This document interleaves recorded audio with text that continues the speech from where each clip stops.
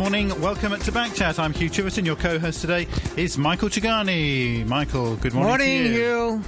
As the Indonesian president joins the discussion over the treatment of the former domestic helper Owiana, we're talking today about the protection of helpers in Hong Kong. Three factors are commonly cited as damaging to their rights: the 2-week rule, the live-in requirement, and the role of agencies. So would changing regulations on those issues make a significant difference?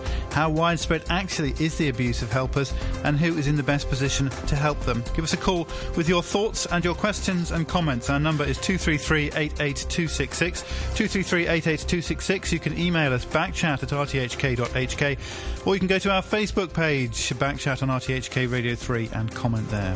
After 9:15, latest developments on the replacement of Ming Pao's chief editor. Joining us for the discussion, we have with us Edwina Antonio, who's Executive Director of the Bethune House Migrant Women's Refuge; Meredith McBride, Convener and Activist of the Hong Kong Helpers Campaign; Joseph Law in our central studio, Chairman of the Hong Kong Employers of Overseas Domestic Helpers Association; and Annie Lestari, who's a spokesperson for the Asian Migrants Coordinating Body. Edwina Antonio, maybe we'll start with you. Good morning. Thanks good morning. For joining us. First of all, I mean, this is a terrible case, and we're finding out gradually the background to what's actually happened to Owiana. There seems to be other cases associated with this employer as well, but we're finding out more gradually. But in general, are these cases exceptional, things like that, or do you think that there is a widespread background of abuse of one form or another of foreign domestic helpers in Hong Kong? Yes, I think it's widespread. It's either like these are reported cases. We don't know those who are not brave enough actually to come out and expose their working conditions. Yeah, it's widespread because as I remember in 2000, there was an Indonesian who was ironed in the nape. And after that, there was another Indonesian who suffered from lacerated liver. So it's happening, it's happening. And it's just so happened that Owiana's case is the worst among those cases that we have handled in the past. When you say it's widespread, how widespread do you mean? Because at the moment, there are 300,000 migrant workers. And I think with regards to the cases that we have handled in the past, for 2013, we have around 7,000 domestic workers who came for assistance. But in the shelter, in 2013, we were able to assist around 500. 7,000 came for assistance? What kind of assistance? From labor-related cases, recruitment agency, sexual and physical abuse, contract violations of the employment contract. Okay, so that's not just physical abuse, it's all kinds of other problems, financial problems and so on. Yes. Associated with it. Do you have any sense, is it getting worse? Yes, I think so. And I think at the moment, they are brave enough to come out, Maybe because there are many migrant workers who are educating their members and learning about the laws in Hong Kong. So they know where to go. They know who to talk to and to approach when they have problems at hand. Meredith McBride, good morning to you. Good morning. In a situation like Owiana's, why didn't she go to friends or other people, or why didn't anybody know what was happening, basically? I think that, first off, she wasn't aware of her rights. She was fresh to Hong Kong from Indonesia, and if she was denied the privilege of a rest day, 1 day a week on Sundays, then she really didn't have access to knowledge. And that one rest day is very key for a lot of these migrant workers because they can meet with fellow Indonesians. They're more aware of campaigns like Bethune House and other organizations that can help them. And without access to that information, of course, she didn't know where to turn. She did turn to her agency, and they were either unwilling or unable to help her, and they sent her right back to her employer. So it's really a lack of education and not much understanding. Do you have a feeling that Indonesians are more vulnerable, perhaps because they're less experienced in Hong Kong? There's less of a network? It's possible. I do think that Indonesians specifically have different laws. The Indonesian government has different laws surrounding foreign domestic helpers. And those laws... What's the difference? How are they different? So, for example, in the Philippines, they have different rules pertaining to maximum agency fees. So Indonesia, the fees that the agencies who recruit these helpers can charge are actually pretty significant. They're pretty high, in the thousands of US dollars. And so getting into that sort of debt before they even get to Hong Kong is one of the reasons that these women are subject to abuse. What kind we heard here about 7,000 cases, people seeking help. How do we compare with other places that have domestic helpers? Because we're always told that Hong Kong is a wonderful place. We pay the best, we treat them the best, and cases of abuse, they're not as many as other places. And people cite places like Saudi Arabia and so on. And apparently we're told that we compare very well with other places. Is that true? Would you go along with that? Comparatively, yes. I do think that Hong Kong does a better job than, say, Saudi Arabia, but that doesn't mean that they're doing a great job of protecting these people. I think the case of Ariana is pretty exemplary in that we aren't doing enough to protect these workers. So maybe comparatively, yes, but on a general scale, just a few cases of abuses are too many. Is that an exception? Because she was horribly abused. That would be an exception, right? No normal person would do that. You would hope not. I do think that her instance and the nature of her torture was exceptional, but studies across the board have found that abuse and physical abuse is actually pretty common. Mission for Migrant Workers did a survey in 2013 and actually found that 18% of the respondents claimed to have been physically abused by their employers in Hong Kong. Is this because of the rules, or this because there isn't enough information about the rules and enough enforcement of the rules, or do the rules need changing? Those rules that I mentioned, like the 2-week rule, like the live-in requirement, and like the role of the agencies. I think that those laws do have a direct part in continuing the abuse and allowing for it. If the rules aren't changed, then this sort of abuse will continue because these laws make situations such as Ariana's where she can't escape. She's in something that is parallel to debt bondage. And she's forced to pay off these exorbitant fees to Indonesian agencies, to an agency in Hong Kong, and she doesn't know where to turn. She can't leave because her employment agency forces her to go back to her employer. And the 2-week rule makes it so she couldn't leave. If she left her employer, she would have to leave Hong Kong on a salary that's below minimum wage. And so these laws all added up to allow for her abuse. This would be a game changer, I would think, right, because of this case. And it's got international coverage, so that things like 2-week rule and these high agency fees, those things you think could change now because of this? I think that one of our key campaign points is getting rid of these agency fees, the exorbitant agency fees. And by Hong Kong law, the agency fees are only allowed to charge 10% of the first month's salary. Mm-hmm. However, studies across the board have shown that agencies are charging even more. That would be a violation. Yes, definitely. And so this is something the Hong Kong government could do tomorrow.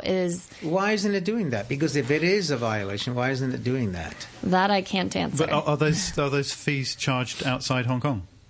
There are fees charged outside of Hong Kong. Hong Kong would have no jurisdiction. Correct. Yeah, so yeah. Couldn't change those rules. So it's definitely responsible for the agencies within its jurisdiction, but I think it's the responsibility of the Indonesian government as well.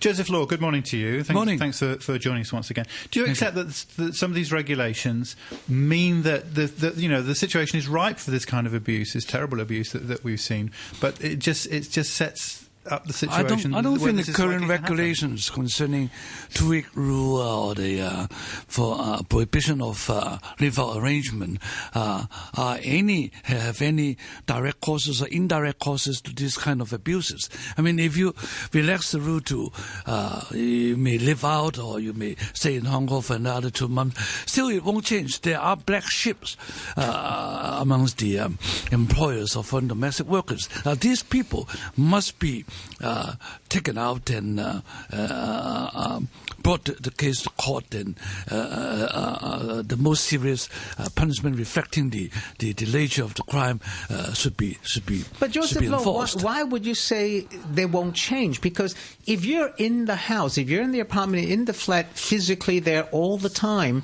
are you saying then? The opportunity for abuse is a lot greater. So are you suggesting that assault cases in other works, such as the restaurant workers, do not have this kind of assault cases happen? It just happened everywhere. Yeah, I know, so but this the has restaurant nothing, workers they're not do live in. with. They don't live in the restaurant. No. This has nothing to do with the live-in arrangement.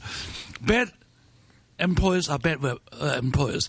Even these employers, they would not allow their helpers to live out. So what's the idea of importing live-in? The idea is that if you have less exposure to the person who abuses you, then you'll be abused I totally less. disagree. That's the I have idea. employed workers for 36 years. We have run this association for 27 years, and the experience we've gathered have proved that live-in and live-out arrangement has nothing to do with this kind of crime or abuses, physical abuses. Yeah, and my comment to that is if 18% of these workers are being abused, is it really realistic to punish 18% of all people who employ these workers? I just don't think that that's possible.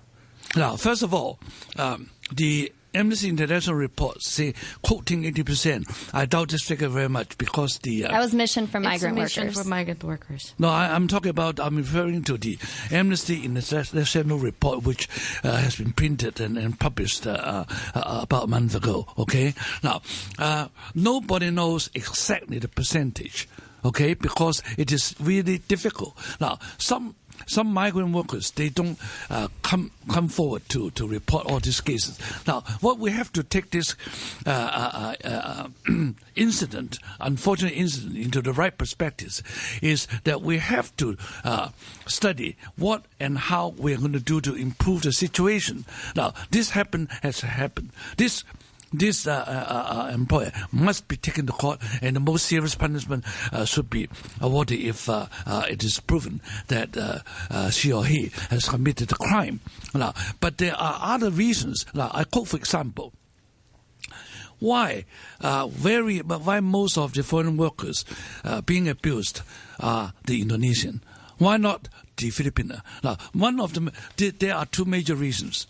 First of all, of course, the literacy in English ability is better for the Filipino workers, and the most important reasons being why would that make a difference? Why would you abuse somebody because no. Let me finish first. The second major reason is that the Philippine Consul General in Hong Kong, allow contracts to be processed directly by the employers and the Filipino workers. But in the case of... I think that's not correct. Direct hiring in the Philippines is not allowed by the Philippine government. Before you bring out any argument. Now, this about Indonesian Consulate General. They delay deliberately all contracts handed into the consulate directly from employers and all the workers. Therefore, this will make most of the Indonesian workers, they are so afraid of their agency because they are being controlled by the agencies. We have suggested to the Consulate General of Indonesian government in Hong Kong that they should allow the contract to be processed handed in by the workers and the employers. This, I believe, will improve the situation because and more education to the Indonesian workers when they arrive in Hong Kong, because their inability to read the English, they have less access to the news, and they have less access to the rights they have in Hong Kong for protection of their Okay, any I think the statement of Mr. Joseph Law is an insult to us. First and foremost, yes, Indonesians speak less English, but doesn't mean we at least don't understand at all. And if you are using the argument of language as a basis of the assault, why it happened most to Indonesian, And what about the Thai? There are more than 5,000 Thai workers who don't even speak English at all. And yet, are you saying that their number is too small, so that's why they don't suffer the abuse? So I don't think so. The reason of the abuse is because of the language. And it's because it's true. We have to admit that many of the Indonesians do not come here with the knowledge of Hong Kong. And the reason is why Indonesian government is pushing everyone going to the recruitment agency, private one, and the Indonesian government refuse to take the responsibility of taking the education for the domestic workers before we come here. And yet, even when we come here, the consulate of Hong Kong actually provide such a welcoming program where they actually give us orientation, but still it doesn't solve the problem of confiscation of the documents, overcharging of the agency fee, and other problems. But is it true that it seems that Indonesians are more vulnerable to this kind of abuse than Filipinos? So what do we learn from that? Why is that? Well, it's what has been said by our friend, for example, Meredith, that there are two policies that help each other in exploiting us further. In general, we have to say that foreign domestic helpers are vulnerable simply because we have two-week rule. No one is free of changing employer, because every time you change employer, you have to leave Hong Kong. Now, for the Indonesian, because we have to go to the agency, whenever we come back to Hong Kong, we have to pay a lot of money again. For Indonesian, in average, around 9,000 to 15,000 just to come back to Hong Kong. So who can actually choose of leaving bad employers if they have to pay such a big money? So they will put up with more abuse, you're saying? Yeah, but the two-week rule is the cause why we have to leave Hong Kong just to change to a better employer. But, I'm trying to understand this. We're all agreed over here that Indonesian helpers are abused more than Filipino helpers. Is that a reflection on the Indonesian helper, or is that a reflection on the Hong Kong employer? Because the person is more easily abused than you abuse that person? Actually, I think I'm being misunderstood. When I say English, ability to read English is the access of the information of the right of protection. I don't mean that this is a direct cause of their being abused because they cannot speak English. I don't mean that. Okay. If a person does not understand his or her rights, that should not open that person to abuse, right? You could be an ignorant person, but is the abuser that's the person that's at fault, not the ignorant person who doesn't know the if you know your right, her. If you know your right, you can be protected. You know that you can go to police, labor department anytime you're being abused physically, or being deducted in wages, or being given less number of holidays or rest days. Then immediately you can report the case to labor department. The employer is thinking to himself or herself, this person doesn't know her rights, therefore I'm going to abuse her?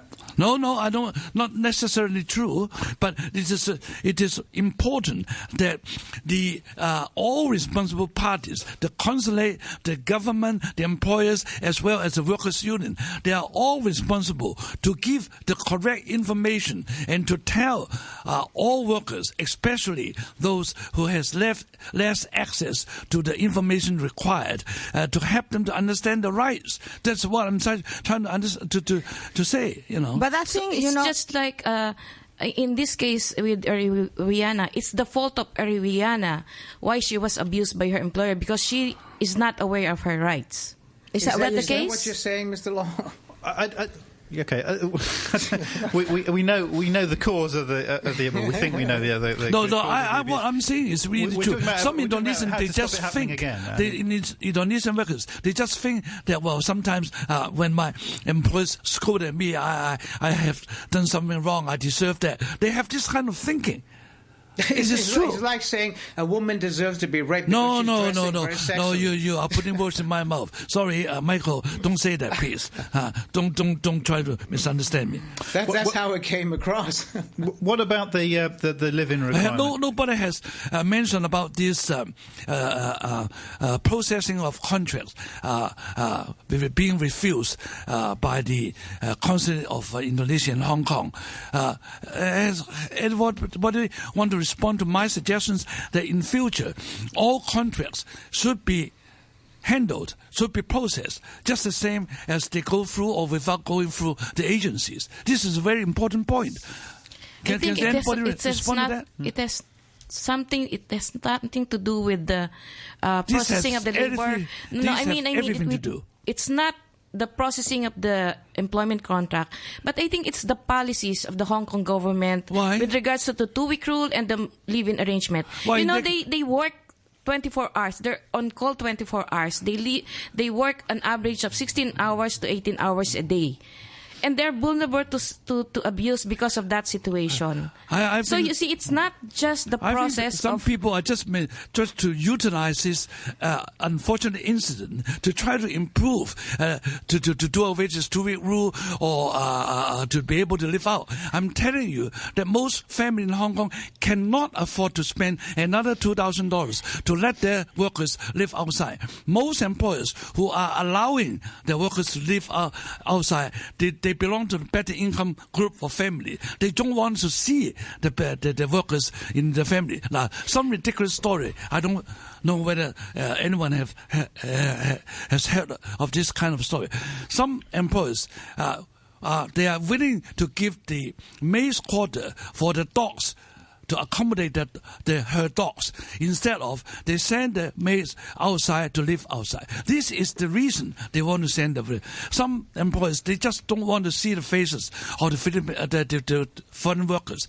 These are the main reasons. So don't take a free ride of this unfortunate incident. This incident is unfortunate enough already. So don't put anything on top of that. To be able to live inside or outside has nothing to do with physical abuse of some employers. No, actually, the campaign is about making live-out arrangement as an option. Because not all foreign domestic helpers, are agreed to live out of their employer's house because it also means additional expenses for them. So make it an option for employers and domestic workers so that they will not an option to who? Can I ask you an option to the employers or the employees? Both. It's not just the foreign domestic helper. Want to live outside and employers don't want the they workers will have to live no outside. contract. They will have no contract. Employer will say, no, I need you to be live in. And you know, Mr. Joseph Law, before No. In that case, there will be much less number of foreign workers having the opportunity to come to Hong Kong to work as a live-in. All other countries are the same. This particular work is a live-in domestic workers. We have enough part-time workers, domestic workers in Hong Kong. What we need is live-in. Prior to 2003, live out is allowed by the Hong Kong government. Then they should not come to Hong Kong. End of subject. Okay, Annie Listari, the argument from the government, from the authority on the live-in requirement, is that foreign domestic helpers are allowed into Hong Kong strictly because there's a shortage of local domestic helpers, and nothing should be done that would damage the interests of the local domestic helpers. And so the non-local persons are admitted for employment only if the jobs concerned are not readily taken up by the local workforce, and that the live-in requirement would stops there being competition between the local domestic helpers and the foreign domestic helpers. Do you accept that? Oh well, no, I don't think so. There is no competition in this case because for Hong Kong employers, they are really aware they employ domestic workers simply because they need someone to stay with them in the house. But in the past, before 2003, there was a live-out regulation. We can live out for some employer who need their privacy, whose house is very small. They might have a better income, so they allow their helper to be living out. So there is such a practice in the past, but the Hong Kong government take it out. Now, with these recent cases, for example, when the Hong Kong government push everyone to live in, they actually do nothing to even monitor the living condition of the domestic worker, and that is a problem. There are 300,000 domestic workers, and they are living in with their employer, and none of the government action is trying to monitor the situation of us inside the house. They do not know if we sleep on the floor. They do not know if we sleep on the sofa, and yet under the system of Hong Kong, we cannot even claim compensation. Is that no, this is totally untrue. Can I say? Now, 2003 is the watershed year. Yes, I agree. But you know what happened after 2003? Because many people in Hong Kong are willing to undertake part-time domestic work after 2003. And because the policy of allowing workers to live outside have brought a lot of problems to Hong Kong governments, depriving the working opportunities of Hong Kong people. They're living outside, adding pressure on the housing accommodation in Hong Kong because we are sort of accommodation already. So think, for example, if 20% of the workers are allowed to live outside their employer's house, that will represent more than 60,000 of workers living outside. That will put pressure on the rent of the room in Hong Kong, which are already expensive already. There are social problems, there are insurance problems, there are population problems. I have heard a story that by allowing some employers complain to me that her workers were allowed to live outside. And you know what happened? She told me her workers become pregnant. When they become pregnant, they will give birth to children in Hong Kong.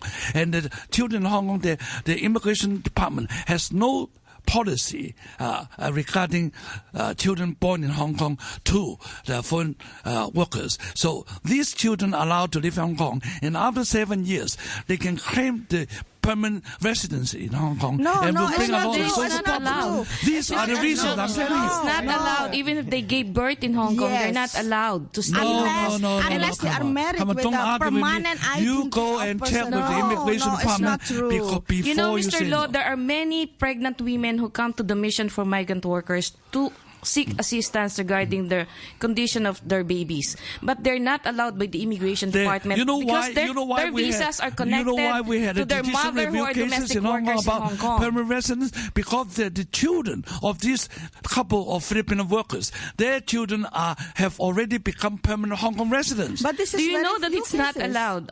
Under the right of abode in Hong Kong, they're not allowed to stay in Hong Kong. You know that. Their the children law in Hong Kong. Their children are. That there's no rule to repatriate their children back to the country. No. Okay, I think. Okay, we'll have to hold that thought for a moment as we break for the news at 9 o'clock. Back with a discussion in 30 minutes' time. The weather briefly fine and very dry today. Cold this morning. Maximum temperature about 16 degrees. Fine and dry tomorrow. 11 degrees now. Relative humidity is down at 44%. Back in a couple of minutes. Welcome back. This is Backchat on a Wednesday morning with Michael Chugani and me, Hugh Chiverton, as your host. We're continuing to talk about how best to protect the rights of domestic helpers in Hong Kong, from Indonesia and from the Philippines and from other countries. We'd like to hear from you. You can email backchat@rthk.hk. You can call us on 233-88266. We've got a caller on the line in just a moment. Or you can go to our Facebook page, Backchat on RTHK Radio 3, and comment there on anything that you've heard. Housing Estate Brett says, please show the jerk the door. Okay. And we have a comment, a free market solution, I guess, from David Webb, who's emailed us, who says, the reason agencies are able to charge such high fees, this is especially Indonesian agencies, is the pay gap between the foreign domestic helpers' minimum wage and what they could earn in Indonesia. If the market were allowed to find its own level, then fees would shrink to a small margin above costs. The helpers would earn less, but they would not arrive heavily indebted and have their passports confiscated by agencies. The Hong Kong government should do more to educate new arrivals on their rights, for example, by requiring them to attend a Bahasa seminar on this before their Hong Kong ID card is issued. That's an idea from David Webb. Joining us this morning, we have Eni Lestari, a spokesperson for the Asian Migrants Coordinating Body, Joseph Law, who's chairman of the Hong Kong Employers of Overseas Domestic Helpers Association, Meredith McBride, convener and activist with the Hong Kong Helpers Campaign, and Edwina Antonio, executive director of the Bethune House Migrant Women's Refuge. Eni Lestari, what about that? Paying domestic helpers less in Indonesia? Well, that's true. There is the wage in Indonesia is quite low. It's because of the policy of our own government that has been our major campaign. And we believe actually if only in Indonesia people are being provided with decent jobs, decent pay, none of us would be willing to take up this kind of jobs. But because they fail to provide one, then everyone, a lot of people, at least now with 10 million Indonesians living outside their country, have to take the low income jobs. And the agency, sadly enough, in Indonesia is given full authority of taking care of the Indonesian, simply because our government do not want to look after the needs of their people overseas. And this is the chance they use to exploit all migrant workers, all Indonesian overseas. I think David Webb's solution is to cut the wages in Hong Kong, not to raise the wages in Indonesia. It's not true. we have in Indonesia here, even in Hong Kong, for example, there are like 40% or 30-something% of the Indonesian domestic helper is actually being paid only 2,000 a month, and yet they pay the same fee to the agency. What do you mean they paid? That's illegal, right? You said yeah, that is illegal. But that many? The underpayment is exists in Hong Kong. There are a lot of newcomers who are being paid by the Hong Kong employers lower than the minimum allowable wage. That's illegal, but it happened. And a lot of them are made to sign fake receipt every month that they receive 3,920. But 30 to 40% is a lot. I mean, yes. This is totally overestimated. No, I totally disagree with that. The Indonesian workers first came to Hong Kong in 1992. In that years, those agencies, in order to try to get the market share of foreign workers in Hong Kong, they know Indonesian workers may not be able to compete with the Filipino workers in Hong Kong. And that's why these agencies try to get share of the market by telling the employers that they can hire Indonesian workers by much less and less salary. They can give them about, say, 1,800 instead of 3,600 in those years. And they can give them less number of rest days or holidays in order to lure the workers to change from employing Filipino workers to Indonesian workers. But the Labor Department in Hong Kong, as well as all other bodies, including the Employers Association, have explained to the employers that this is really against the law. At the end of the day, they have to make up all the money they own to the Indonesian workers. So less number of employers are doing this. And the government, the agencies, and the Employers Association, we are estimating there is still about 7 to 8% of Indonesian workers being underpaid. And we have to really continue to work hard to get these people prosecuted and get money back to the Indonesian workers. I'm totally against deduction of payment or underpayment. Okay, our number is 233-88266. We've got a caller on the line now, Miss Kwok. Good morning to you. Hi, good morning. Hi. The reasons are Indonesian maid who is physically abused. In that recent case, I have no comment because it is still under investigation. But personally, it happened to me in between the Indonesian maid and myself, and it is a real story, and we'd like to share to other people in Hong Kong. I already hired overseas domestic helper for nearly 20 years. I employ so far Filipino maids, and I just employ one Indonesian maid in my life, and I will never do it again after what happened to me. And it just happened to that Indonesian maid who one day, which is her day off, she left my house as usual, and in the nighttime, she never returned. And the next morning, I received a call from the police. And the policeman told me she was physically abused by me. Okay, so in that case, I will go to the police. I'll have to go there, see what happened. They show me the picture. It is really a great surprise to me. The picture shows that her father was physically abused by me, of which she reported to the police. It is done by me. And what shown on the picture is her father hit by the kitchen utensil, the wok utensil is showing that it's a dark mark on her thigh, and also both legs. And also, it is really, I just don't know what happened. Of course, this case is over, and I have done nothing to her, and I am as clear as crystal. That's why I'm not afraid at all. I just want to share to other people, there is the case that the maid who doesn't want the job, she is not happy with the job. She is not happy with the job. She may want to terminate the job, but now what happens nowadays, as a heavy payment she have to make, within the first 6 months. She cannot really quit the job. And besides, I think she had maybe created a story, but they can really create a story by asking her friend to make the physically abuse on her own body, to have this say is done by the employer in order to have the reason to terminate the contract. And she also asked for a 1 month compensation from my side. Oh my God, I didn't terminate her. She didn't resign the job. She just created a story. Okay. And she wants to go away with a ticket and 1 month salary and the last month of salary in pro rata basis. Of course, I bring this case to the court all the way down, and she disappeared automatically. Did the case come to court, or did she disappear then? Before? It come to the court, of course, because I am as clear as crystal.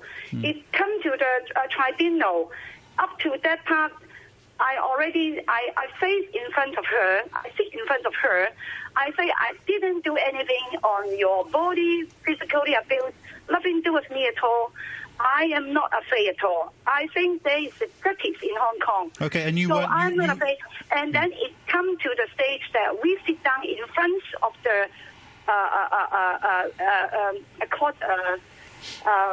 The court is which is the by the Labor Department, not to the High Court, not something like that, not that high level. Then what happened? What happened finally? Finally, that maid disappeared. She didn't claim anything. And then I am also not happy with the police. I say in that case, she is wasting the manpower of the police of creating a fake story by terminating the contract and by getting 1 month more salary, and the last salary, because suppose if she resigned from the job, she got to pay back to the employer. In that case, she asked her friend to make some physical abuse on her body. She don't need to pay anything on my side. Okay, let's see some reaction. Meredith McBride, what do you make of cases like that? I think the story Ms. Kwok brings up, while unfortunate, has nothing to do with race, as she implied. She implied that she would never hire an Indonesian again. To the situation made. I have 20 years employer domestic helper. Okay. Let's set aside whether it's a matter of the Filipinos or Indonesians. What about this case where these kind of accusations can be made? I think that this was one exceptional circumstance, and perhaps we do need to look at the laws that regulate the relationship between helpers and their employers, because we want to make sure that both sides of the equation are accounted for. The Employers Association received many technical complaints from employers, but still, I cannot describe this as widespread or a representative or representing the general hardworking population of Indonesian workers or Filipino workers. In this particular unfortunate case, which is quoted by Ms. Kwok, it is, as I said, an isolated incident. We cannot use this incident to say that many or other foreign workers are doing this. We know this. We have. I went up to the immigration department. Domestic helper. I'm talking about Indonesian maid, because I think this is only the iceberg of the case. They may, just like the recent case, which is under investigation, but I so don't know. So you doubt the case as an investigation? Because there is the doubt that the employer. Okay. So you don't think that this she should report to the police in the first day? Are you saying, Ms. Kwok, they are creating some story in order to quit the job? Are you saying this is what we call job hopping? This is what we call job hopping. And as I trying to explain, that the immigration department has already published a new procedure in last year's end of August. All new contracts by foreign workers who are being suspected of job hopping, the Director of Immigration may or may not approve that contract. That has been enforced since August last year. Okay, Edwin Antonio? Actually, generally, the foreign domestic helpers will not terminate the contract unless their conditions are unbearable. Because to come to Hong Kong, they need to pay a lot. They need to pay a lot, from 18,000 Hong Kong dollars. No, as I said, this is called job hopping. You have to admit that. This happens. Hang on. Yes, Ms. Kwok. Filipino maid, I think for Indonesian maid, they really got a communication problem in English with the employer in Hong Kong.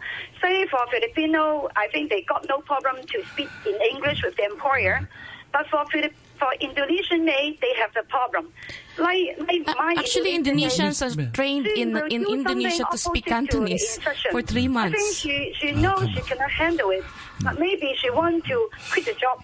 But what I want to say is they shouldn't use this kind of dirty way to quit the job. Ms. Kwok, can I say something? Most of these Indonesian workers are being manipulated by agencies.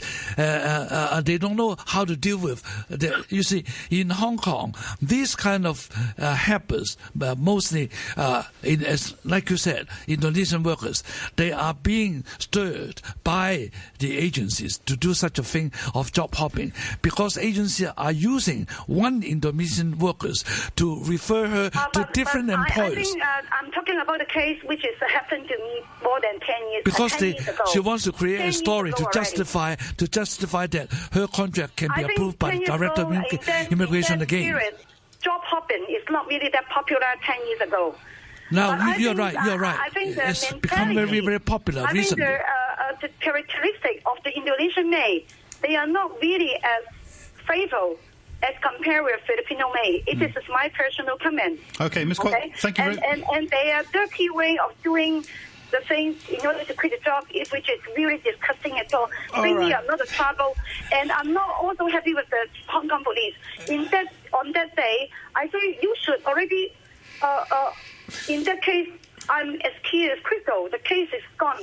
You should do something on that Indonesian maid in order to give her the story, the lesson, so they won't use this kind of dirty trick again to trap the employer. Okay, thank you. Thanks for that, Ms. Kwok. Interesting story. Our number is 233-88266. Do give us a call. We've got another caller on the line now, Stora. Stora, good morning. Good morning. I just would like to say something about the situation. It's very sad that this poor little girl has been beaten up so badly, whether it was done by the employer or by anybody else. Clearly, it's a very sad case. But in regards to maids being asked to take less than the government-allowed salary, it happens all the time. It is not just with Indonesian maids, it's with everybody. And the government does not help with this insistence that they can only stay the 2 weeks after they finish their contract. Many of these girls are the only person that is actually maintaining their families in their countries. And so they are so desperate to keep a job, they will accept underpay just simply because they need the job. And because they can't always find one within that time of 2 weeks, they take something that is less. I hear horror stories all the time. And it just makes you think, what is the government doing? Is the government compliant with the people who are saying, well, it's okay to underpay these people for the work they do, which most times, in my view, is slavery? Or is it that they just turn a blind eye because it helps the Hong Kong economy? But this 2-week rule and this 10 months that the girls, if they want to take the employer to court, this 10-month rule that they have to wait out and not allowed to work until it goes to court, again, many of the girls decide not to do it because they need the money to send back home. So the government needs to look at these two laws, and they really need to do something about it. Yes, there are many helpers in Hong Kong working for less than the mandatory pay. And it's time that those two people who are so bitterly there arguing about this wake up and see the clear picture. The clear picture is the government allows it simply because they don't give the girls sufficient time to find a job. And secondly, they insist that if the girl wants to take the employer to court, she has to hold out for 10 months, staying at some hostel for $1 a day while her family are waiting for money back home. This is very, very unfair and inhumane. And I wonder if somebody took it to the courts in Switzerland, would the government of Hong Kong be allowed to continue it? And it's time somebody did, because maybe the government of Hong Kong is racially prejudiced, is treating these girls as slaves by not allowing them to have any freedom to go and actually find a job properly after their contract is finished.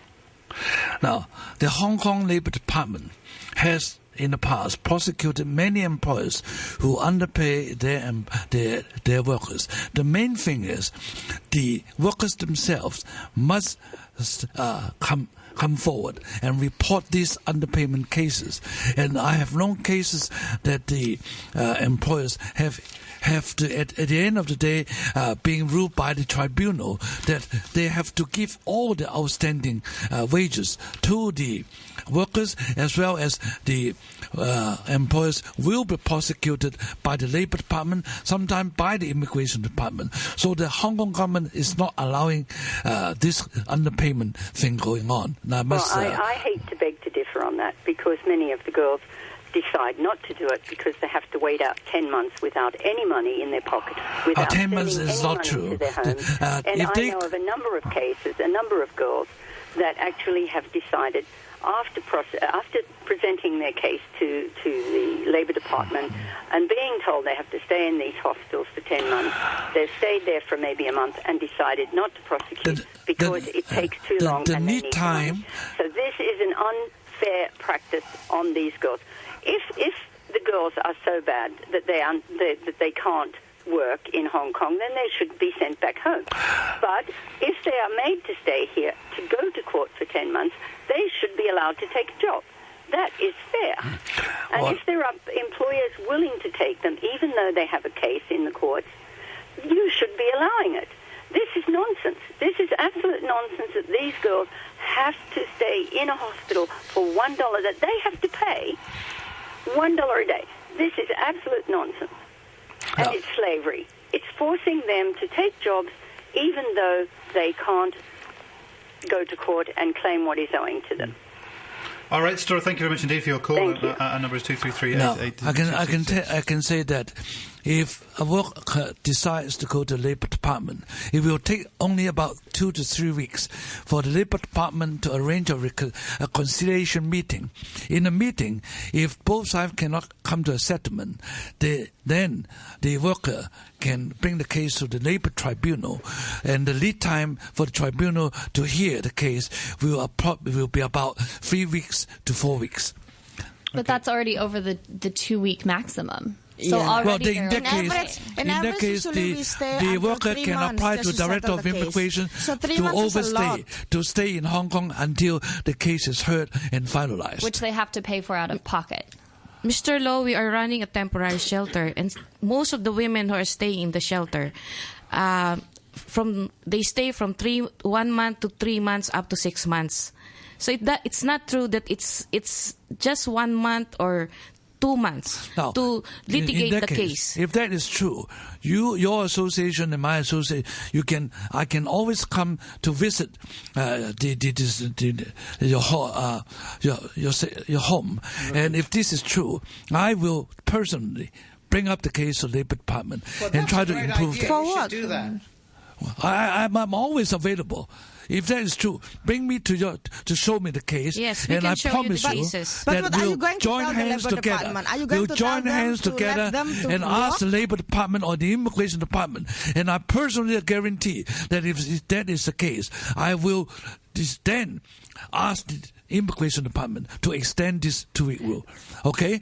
So, I want to conclude by saying we must join hands together to improve the situation and not to blame each other, because I've heard too many stories. Some are bad employers, others are bad workers. They are the same. But we cannot use this kind of isolated incident to indicate this is a general picture. Okay, it is not true. Okay, Annie Lestari, you wanted to comment? Yes, because I do not know what Mr. Joseph is going to tell the Labour Department, because the issue here is what has been said by the caller just now. We are willing to file cases if we are allowed to actually work while waiting for our cases. As for now, we have to be unemployed for at least 3 months just to settle a case in the Labour Tribunal. And who can do that? If you are mother of 2 or 3 back home, none of us can actually do that. That's why what you see in the shelter are just some of them who are willing to take the risk of not working at all. So if you are going to tell the Hong Kong government, please tell them, allow us to work while waiting for the cases. I think would not oppose to that. I would not oppose to that. That would be fair for us. I would not object to that. If the maid has to sue the employers and for whatever stay in Hong Kong, I think we can have open a discussion with the Labour Department or the Immigration Department. Under these circumstances, the workers should be allowed to work to maintain the livelihood. I agree with that. Yes, and also tell the Hong Kong government. The immigration, and also tell the immigration to waive not to the charge $160 us. Remember, for we have extension to pay of visa. $160 every time we have to extend our visa. And you know how many times we have to extend our visa? Every 2 weeks or 3 weeks. And where we can get the money? But as for now, these young poor people, they have to rely to charity. And how many charity can support 300,000 domestic workers? So I think this is a time for Hong Kong government. It's a wake-up call. Come on, wake up. You have to reform your policies. This is too much. This is discrimination against us. The true fact is, I have received... Hang on, Joseph. Sorry, we've got a lot of comments from listeners that I would like to share, because we've got quite a few email comments and so on, and comments on our Facebook page as well. I would like to air before we get to the end of the programme today. A random person on our Facebook page says the live-in rule should be abolished. The government justifies this by saying that without this rule it would be a disadvantage to local domestic helpers. However, anyone who has ever tried to find a local domestic helper will know most have families of their own and are only willing to work short hours. The government has no way of knowing if a foreign domestic helper is being treated well once they move into their employer's home. In this case, the helper was not even allowed to leave the home. The Hong Kong government is setting itself up for lawsuits because they are liable for putting helpers at risk by forcing them to live with potentially intimidating and dangerous households. Anthony says, in Hong Kong Chinese language media, including RTHK Chinese News, the toddlers taken care of by domestic helpers are always addressed as little master, which implies modern slavery. Many of these kids always bully the helpers, and such behaviour is a map of their parents. Such behaviour confirms the saying that power tends to corrupt and its human natures. That's a comment from Anthony. Rick says, on the question of that maid getting pregnant, can't the maids get pregnant on a Saturday or Sunday? That was about the live-in rule. Andrew says, somebody get that idiot off the radio. He's obviously out of his depth. He's causing more damage than making any valid arguments by quoting minority cases of workers getting pregnant. And Alison says, it shows the disrespect Hong Kong has had for helpers here when the maid's room is the size of what we expats would call a pantry. They're not allowed to stay after 7 years like other immigrants are, and work 6 days a week, 12 hours or more a day for people who are perfectly capable of doing all the work a helper does. I've seen a mother walking alongside a helper pushing a stroller with a child inside, like the mother couldn't do that herself. It's ridiculous. Most of these women work extremely hard, only seeing their families once a year, get 1 day off a week. Come on, if that was an expat, we would be kicking up a big fuss too, says Alison. And Mark says, it seems that everyone is talking at cross purposes, and Mr. Chugani bringing rape into this discussion is disingenuous. We can all agree that there are some scumbags in this world. They will target the less intelligent, less educated, ignorant, or weaker character, and so on. Bullies exist. That is a reality. Currently, Indonesian domestic helpers generally tend to be less educated and perhaps more ignorant of our city life. Their ability to communicate is hampered, and they're also hamstrung by the exorbitant fees they must pay and 2-week immigration restriction. Again, this is not an excuse for abuse, but this is reality. The scumbags are more likely to abuse these helpers, whether Indonesian, Filipinos or wherever, just as a con man is likely to con Joe Public rather than someone he knows works as a policeman. What do? Get rid of those exorbitant fees, ensure a minimum level of education and language ability to ensure they at least are able to argue a reasonable cause, and get rid of the 2-week immigration restrictions. Acclimate them to extent to Hong Kong life before arrival in Hong Kong in a training environment. Any domestic helper confident in their position, legally and financially, and ability to argue against any abuse is less likely, in my opinion, to be subject to abuse, says Mark. And Sylvia says, Joseph Law peddles disproven myths about maid hopping. The study by Queensland Law showed that Hong Kong's rules encourage employers to hop maids. This fellow has dedicated decades to setting back the progress of domestic helpers, lobbying the government to freeze their wages and enact ever stricter rules to completely trap these workers in abusive situations, says Sylvia. Thank you very much indeed to all those who contributed this morning, especially to our guests, Eni Lestari, the spokesperson for the Asian Migrants Coordinating Body, Joseph Law from the Employers of Overseas Domestic Helpers Association, Meredith McBride from the Hong Kong Helpers Campaign, and from the Bethune House Migrant Women's Refuge, Edwina Antonio, who's the Executive Director there. Thank you all very much indeed. Thank you, Michael. Thank you. Interesting discussion today, when we turn to this topic. Here's a quick look.